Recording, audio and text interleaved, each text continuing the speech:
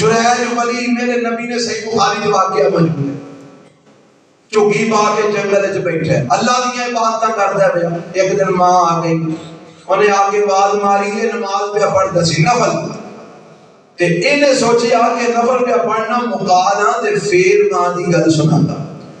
Any دیر ماں بوا کھڑکا کے 2-4 باری ٹر گئی. دوجی بار پھر آئی اگلے دن، پھر عبادت پیا کردا سی، اور پھر بوا کھڑکا کے ٹر گئی. تیجی بار پھر آئی، پھر عبادت پیا کردا سی، اور پھر بوا کھڑکا کے جان لگی تے جاندی جاندی جاندی یہ جریج 3 دن ہو گئے مینوں تیرے گھر پھیرے مار دیا، تو دروازہ ہی نہیں کھولدا، تے ہن میری دعا ہے کہ تینوں ادوں تک موت نہ آئے جب تک کسی فاحش عورت دا منہ نہ ویکھ لے. یہ ٹر گئی. اور چند دن لنگے نا تے پنڈ والے آ گئے، انہاں آ کے کلی بھی ٹھا دیتی تے ولیوں لگ پھڑ کے نا ولی نو لگے طریقن. او آندا میرا جرم دسو میں کیتا کی ہے.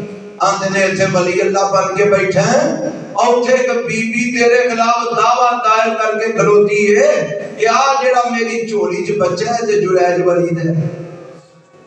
ایتھے تو جناب ولی اللہ بن کے بیٹھے، جاننا اتنے ذرا پیش ہو. لے گئے بادشاہ دے سامنے، قاضی دے سامنے پیش ہو گیا. گل کا جدوں پتہ لگا فرمان لگے جی مینوں تھوڑا جہا وقت دیو. انہاں کہا جی ٹھیک ہے تسی بڑے معروف اللہ دے ولی ہو، اسی تانوں وقت دینے ہاں، دیو کوئی سوائی اپنی پیش کرو. تواڈے تے الزام ہے کہ تسی اس بچے دے باپ ہو جبکہ یہ عورت تہاڈی بیوی نہیں.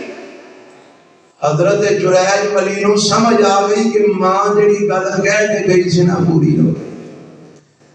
اللہ کے کوئی نفل پڑھے، رب کو دعا کی تھی اللہ غلطی کا مینوں پتہ لگ گیا تے معافی دے چھڑ تے ایس معاملے تو مینوں کر دے.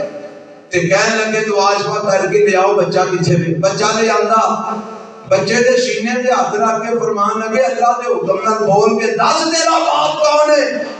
بچہ بول پیا.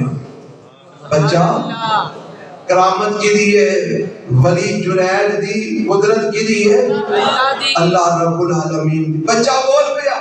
انہیں آگیا میں جریج دا نہیں، میں تے فلانے فلانے چرواہے دا پتر ہاں.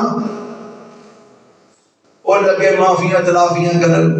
حضرت جی غلطی ہو گئی ہے، تحقیق تو بغیر ہم بڑی کلی بھی ڈھا چھڑی ہے، اساں بڑا خیمہ بھی ڈھا دیتا ہے، تانوں اساں جناب برا بھلا بھی آ گیا. اور کہنے لگا مینوں جان دیو اصل گل مینوں سمجھ آ گئی ہے، ماں میرے کو زیادتی ہو گئی ہے، میں مل نہیں سکیا. ماں میری کہہ کے گئی سی، رب نے اسی طرح مینوں فاحش عورت دا منہ بخا چھڑیا.